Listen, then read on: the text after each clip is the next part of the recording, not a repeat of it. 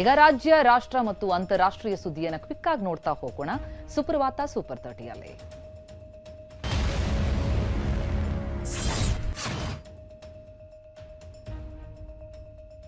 ಮುಂದೆ ತಮಟೆ ಸದ್ದು, ಹಿಂದೆ ಓಂ ಶಕ್ತಿ ತೇರು, ಜೊತೆಗೆ ನೂರಾರು ಓಂ ಶಕ್ತಿ ಮಾಲಾಧಾರಿಗಳು ನಿನ್ನೆ ಬೆಂಗಳೂರಿನ ಜೆಜೆನಗರದಲ್ಲಿ ಹೆಜ್ಜೆ ಹಾಕ್ತಿದ್ರು.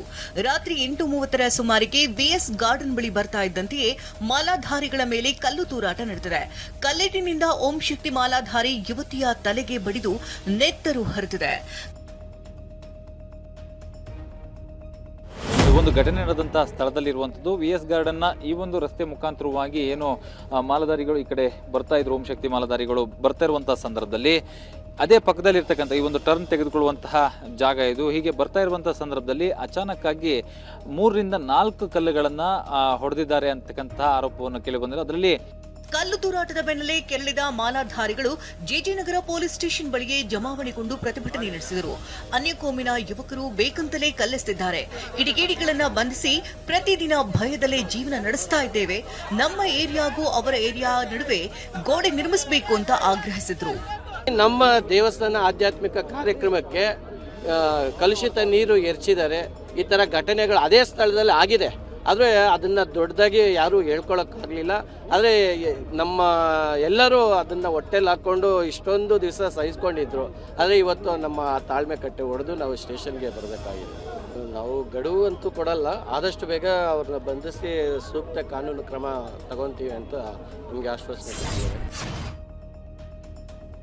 ಓಂ ಶಕ್ತಿ ಮಾಲಾಧಾರಿಗಳು ಮೆರವಣಿಗೆ ಮಾಡುತ್ತಿದ್ದಾಗ ರಾತ್ರಿ 8:10 ಸುಮಾರಿಗೆ ಕತ್ತಲೆಯಲ್ಲಿ ಕಲ್ಲು ತೂರಾಟ ನಡೆಸಿದ್ದಾರೆ ಅಂತ ಯುವತಿ ಸಂಬಂಧಿ ಹೇಳಿದ್ದಾರೆ. ಟಿವಿ9 ಜೊತೆ ಮಾತನಾಡಿದಂತ ವರದರಾಜ್, ನಮ್ಮ ಮಗಳ ತಲೆ ಮೇಲೆ ಕಲ್ಲು ಬಿದ್ದಿದ್ರಿಂದ ಗಾಯಗೊಂಡಿದ್ದಾಳೆ. ಅನ್ಯ ಕೋಮಿನವರ ಏರಿಯಾದಿಂದ ಕಲ್ಲುಗಳು ಬಂದು ನಮ್ಮ ಮೇಲೆ ಬಿದ್ದಿವೆ. ಕತ್ತಲೆಯಲ್ಲಿ ಯಾರು ಕಲ್ಲು ತೂರಿದ್ದಾರೆ ಅನ್ನೋದು ನಮಗೆ ಗೊತ್ತಿಲ್ಲ ಅಂತ ಅಂದ್ರು. ಅಲ್ಲೇ ಅಂತಲ್ಲ, ಬೇರೆ ಎಲ್ಲಾ ಸಮಸ್ಯೆ ಇದೆ. ಅಲ್ಲೇ ಎಲ್ಲ ಒಂದು ಮೆರವಣಿಗೆ ಆಗಿರ್ಬೋದು, ಎಲ್ಲ ಒಂದು ಓಡಾಡಕ್ಕೂ ಕಷ್ಟ ಆಗ್ಬಿಟ್ಟಿದೆ. ನಮಗೆ ತುಂಬ ಕಷ್ಟವಾಗಿದೆ. ನಮ್ಮ ಏರಿಯಾದಲ್ಲಿ ಯಾವುದಕ್ಕೂ ಒಂದು ಸ್ವಲ್ಪ ಇದಿಲ್ಲ. ದಯವಿಟ್ಟು ನಮ್ಗೆ ಅನುಕೂಲ ಮಾಡಬೇಕು, ನ್ಯಾಯ ಮಾಡಬೇಕು. ನಮಗೆ ಇವತ್ತಿನ ಘಟನೆಯಲ್ಲಿ 8 ಗಂಟೆಯಲ್ಲಿ ನಮ್ಮ ಮಗುಗೆ ನೋಡಿ ಕಲ್ಲಲ್ಲಿ ಎಸ್ತಿದ್ದಾರೆ. ಕತ್ಲಲ್ಲಿ ಅಲ್ಲಿ ಕಾಂಪೌಂಡ್ ಇದೆ. ನಮ್ದು ಕಾಂಪೌಂಡಿಂದ ಕಲ್ಲುಗಳು ಹಾಕ್ತಾರೆ. ಗಾಲಿ ಜನಾರ್ದನ ರೆಡ್ಡಿ ವರ್ಸಸ್ ಶಾಸಕ ಭರತ್ ರೆಡ್ಡಿ ಜಿದ್ದಾಜಿದ್ದಿ ಸಂಘರ್ಷ ಪ್ರಕರಣ ಸಂಬಂಧ ಬ್ರೂಸ್ಪೇಟೆ ಪೊಲೀಸರು ಸುಮೋಟೋ ಕೇಸ್ ದಾಖಲಿಸಿಕೊಂಡಿದ್ದಾರೆ. ಸುಮೋಟೋ ಕೇಸ್ನಲ್ಲಿ ಜನಾರ್ದನ್ ರೆಡ್ಡಿ ಮೊದಲ ಆರೋಪಿಯಾಗಿದ್ದರೆ ಸೋಮಶೇಖರ್ ರೆಡ್ಡಿ A2, ಶ್ರೀರಾಮುಲು A3 ಮತ್ತು ಕಾಂಗ್ರೆಸ್ ಶಾಸಕ ಭರತ್ ರೆಡ್ಡಿ ಆಪ್ತ ಸತೀಶ್ ರೆಡ್ಡಿ 4ನೇ ಆರೋಪಿಯಾಗಿದ್ದಾರೆ. ಪೊಲೀಸ್ ಕರ್ತವ್ಯಕ್ಕೆ ಅಡ್ಡಿಪಡಿಸಿ ಕಲ್ಲು ತೂರಾಟ ನಡೆಸಿದ ಆರೋಪದಲ್ಲಿ ಡಿವೈಎಸ್ಪಿ ಚಂದ್ರಕಾಂತ ನಂದಾರೆಡ್ಡಿ ದೂರು ಆಧರಿಸಿ FIR ದಾಖಲಾಗಿದೆ. ವಾಲ್ಮೀಕಿ ಪುತ್ಥಳಿ ಅನಾವರಣ ನಿಮಿತ್ತ ರೆಡ್ಡಿ ಮನೆ ಬಳಿ ಬ್ಯಾನರ್ ಅಳವಡಿಸಲಾಗಿತ್ತು. ಆದರೆ ಬ್ಯಾನರ್ನ ಜನಾರ್ದನ್ ರೆಡ್ಡಿ ಬೆಂಬಲಿಗರು ಕಿತ್ತು ಹಾಕಿದ್ರು. ಬಳಿಕ ಸಂಜೆ 6 ಗಂಟೆಗೆ ಸ್ಥಳಕ್ಕೆ ಸತೀಶ್ ರೆಡ್ಡಿ ಮತ್ತು ಬೆಂಬಲಿಗರು ಬಂದರು. ಇದೇ ವೇಳೆ ಜನಾರ್ದನ್ ರೆಡ್ಡಿ, ಸತೀಶ್ ರೆಡ್ಡಿ ಬೆಂಬಲಿಗರ ನಡುವೆ ಕಲ್ಲು ತೂರಾಟ ನಡೆದಿದೆ. ಪರಿಸ್ಥಿತಿ ನಿಭಾಯಿಸಲು ಪೊಲೀಸರು ಹರಸಾಹಸ ಪಟ್ಟಿದ್ದಾರೆ. ಇಲ್ಲಿ ಪೊಲೀಸರು ಎಚ್ಚರಿಕೆ ವಹಿಸಿದ ಬಳಿಕವೂ ಘಟನಾ ಸ್ಥಳಕ್ಕೆ ಬಿಜೆಪಿ ನಾಯಕರು ಬಂದಿದ್ರು. ಶ್ರೀರಾಮುಲು, ಸೋಮಶೇಖರ್ ರೆಡ್ಡಿ, ಜನಾರ್ದನ ರೆಡ್ಡಿ ಬೆಂಬಲಿಗರೊಂದಿಗೆ ಬಂದಿದ್ದು ಪರಿಸ್ಥಿತಿ ಮತ್ತಷ್ಟು ಹದಗೆಟ್ಟು ನಂತರ ಬೆಂಬಲಿಗರ ಜೊತೆ ಶಾಸಕ ಭರತ್ ರೆಡ್ಡಿ ಬಂದಿದ್ದು 2 ಗುಂಪಿನ ನಡುವೆ ಕಲ್ಲು ತೂರಾಟ, ದೊಣ್ಣೆಯಿಂದ ಬಡಿದಾಟ ನಡೆದಿದೆ. ಈ ವೇಳೆ ಕರ್ತವ್ಯದಲ್ಲಿದ್ದ ಪೊಲೀಸ್ ಸಿಬ್ಬಂದಿಗೂ ಪೆಟ್ಟಾಗಿದೆ. ಡಿವೈಎಸ್ಪಿ ಸಿಬ್ಬಂದಿಯಾದ ಶ್ರೀನಿವಾಸ, ಮಂಜುನಾಥ ಸೇರಿ ಹಲವರಿಗೆ ಗಾಯಗಳಾಗಿವೆ. ಹೀಗೆ ಜನಾರ್ದನ್ ರೆಡ್ಡಿ ಬೆಂಬಲಿಗರು, ಸತೀಶ್ ರೆಡ್ಡಿ ಬೆಂಬಲಿಗರು ಕರ್ತವ್ಯಕ್ಕೆ ಅಡ್ಡಿಪಡಿಸಿದ್ದಾರೆ. ಇವರ ಮೇಲೆ ಕಾನೂನು ಕ್ರಮ ಆಗಬೇಕಂತ ದೂರಿನಲ್ಲಿ ಉಲ್ಲೇಖಿಸಲಾಗಿದೆ. ಬೆಂಗಳೂರಿನ ಕೋಗಿಲು ಲೇಔಟ್ನಲ್ಲಿ 160ಕ್ಕೂ ಅಧಿಕ ಮನೆಗಳನ್ನು ತೆರವುಗೊಳಿಸಿ 16 ದಿನಗಳೇ ಕಳೆದಿವೆ. ಮನೆ ಕಳೆದುಕೊಂಡವರು ಸತತ 16 ದಿನಗಳಿಂದ ಬಿಸಿಲು, ಗಾಳಿ, ಮೈಕೊರೆಯುವ ಚಳಿ ನಡುವೆ ನರಕಯಾತನೆ ಅನುಭವಿಸುತ್ತಿದ್ದಾರೆ. ಭಾರಿ ರಾಜಕೀಯ ಸಂಘರ್ಷಕ್ಕೆ ಕಾರಣವಾಗಿರೋ ಈ ಕೋಗಿಲು ಲೇಔಟ್ನಿಂದ ಟಿವಿ9 ಗ್ರೌಂಡ್ ರಿಪೋರ್ಟ್ ಮಾಡುತ್ತಿದ್ದು ಮನೆ ಕಳೆದುಕೊಂಡವರು ಆತಂಕ ವ್ಯಕ್ತಪಡಿಸಿದ್ದಾರೆ. ಇವರ ಹೆಸರು ಕೆ ಚಂದ್ರಶೇಖರ್.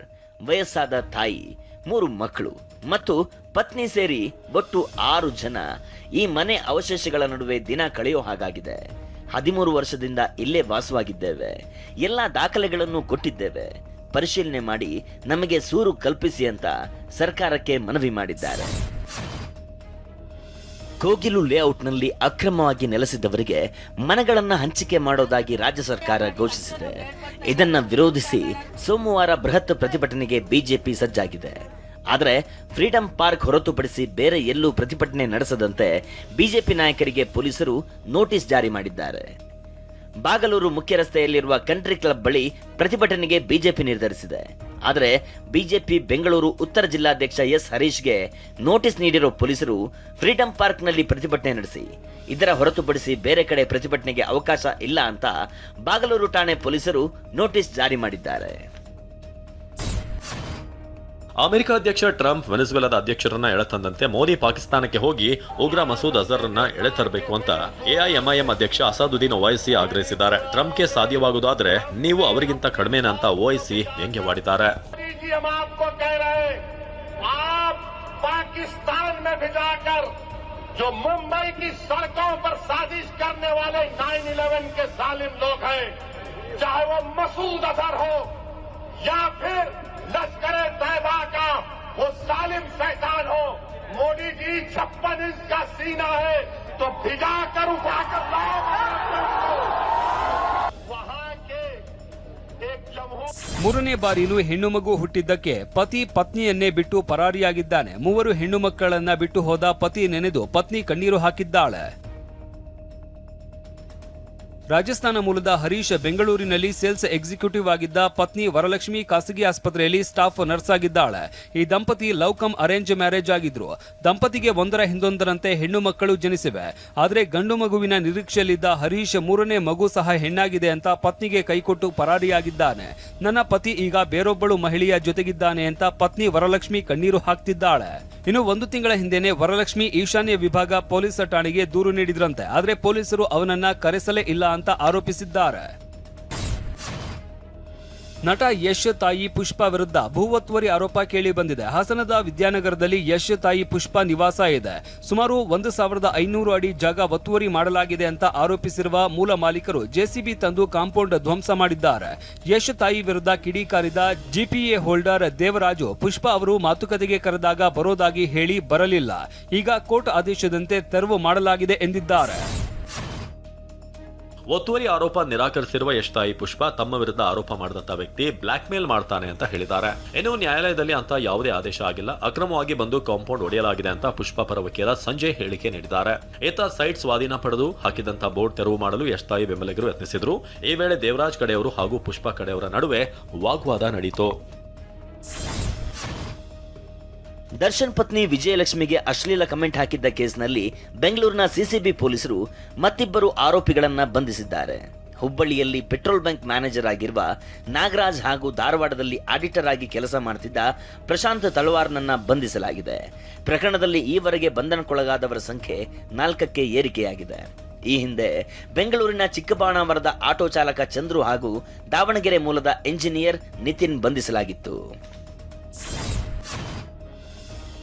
ರೇಣುಕಾಸ್ವಾಮಿ ಕೊಲೆ ಕೇಸ್ನಲ್ಲಿ ಜೈಲು ಸೇರಿರುವಂತಹ ಪವಿತ್ರ ಗೌಡಗೆ ಶಾಕ್ ನೀಡಲು ಜೈಲಾಧಿಕಾರಿಗಳು ಮುಂದಾಗಿದ್ದಾರೆ.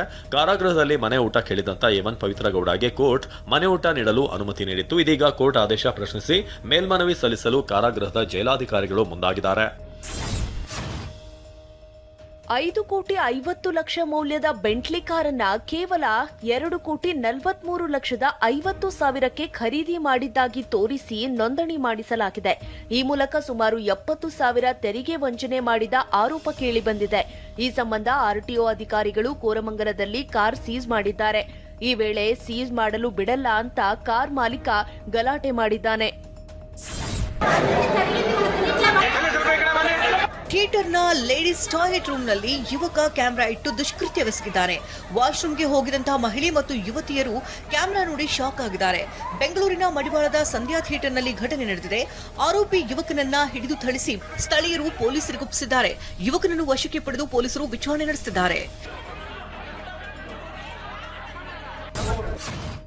ಬೆಂಗಳೂರಿನಲ್ಲಿ ಮನೆ ಮುಂದೆ ನಿಲ್ಲಿಸಿದ್ದ ಬೈಕ್ ಅನ್ನ ಖದೀಮರು ಕದ್ದೊಯ್ದಿದ್ದಾರೆ. ಕುಮಾರಸ್ವಾಮಿ ಲೇಔಟ್ನ ವಿಠ್ಠಲ ನಗರದಲ್ಲಿ ಬೈಕ್ ಕದ್ದು ಕಳ್ಳರು ಪರಾರಿಯಾಗಿದ್ದಾರೆ. ದೀಪು ಎಂಬುವರ ಬೈಕ್ನ ಹ್ಯಾಂಡ್ ಲಾಕ್ ಮುರಿದು ಬೈಕ್ ಅನ್ನ ಎಗರಿಸಿ ಖತರ್ನಾಕ್ಗಳು ಮಾಯವಾಗಿದ್ದಾರೆ. ಇಬ್ಬರು ಕಳ್ಳರು ಬೈಕ್ ಕದ್ದೊಯ್ಯುವಂತಹ ದೃಶ್ಯ ಸಿಸಿಟಿವಿಯಲ್ಲಿ ಸೆರೆಯಾಗಿದೆ. ಕುಮಾರಸ್ವಾಮಿ ಲೇಔಟ್ ಪೊಲೀಸ್ ಠಾಣಾ ವ್ಯಾಪ್ತಿಯಲ್ಲಿ ಘಟನೆ ನಡೆದಿದೆ. ಬೆಂಗಳೂರಿನಲ್ಲಿ ದೊಡ್ಡ ವಂಚನೆ ಜಾಲವನ್ನ ವಾಣಿಜ್ಯ ತೆರಿಗೆ ಇಲಾಖೆ ಅಧಿಕಾರಿಗಳು ಭೇದಿಸಿದ್ದಾರೆ. ಬಾಗಲಗುಂಟೆ ತೋಟದ ಗುಡ್ಡಹಳ್ಳಿಯಲ್ಲಿ ಸರ್ಕಾರಕ್ಕೆ 355 ಕೋಟಿ ತೆರಿಗೆ ವಂಚಿಸಿರುವುದು ಬಯಲಾಗಿದೆ. 1464 ಕೋಟಿ ರೂಪಾಯಿ ಮೊತ್ತದ ವಹಿವಾಟು ನಡೆಸಿ 355 ಕೋಟಿ ತೆರಿಗೆ ವಂಚಿಸಿದಂತಹ ಖದೀಮನನ್ನ ಬಂಧಿಸಲಾಗಿದೆ. ಪ್ರತಾಪ್ ರೆಡ್ಡಿ, ರೇವತಿ, ನಫೀಸ್, ಅರ್ಬಾಜ್, ತಮಿಳುನಾಡಿನ ನಫೀಸ್ ಅಹಮದ್, ಅರ್ಬಾಜ್ ಅಹಮದ್ ಬಂಧಿತರು. ಆರೋಪಿಗಳಿಂದ ಒಟ್ಟು 24 mobile, 51 sim card, 2 pen drive, bank ವಹಿವಾಟು, ವಿವಿಧ ಕಂಪನಿಗಳ ರಬ್ಬರ್ ಸ್ಟಾಂಪ್ ವಶಕ್ಕೆ ಪಡೆಯಲಾಗಿದೆ.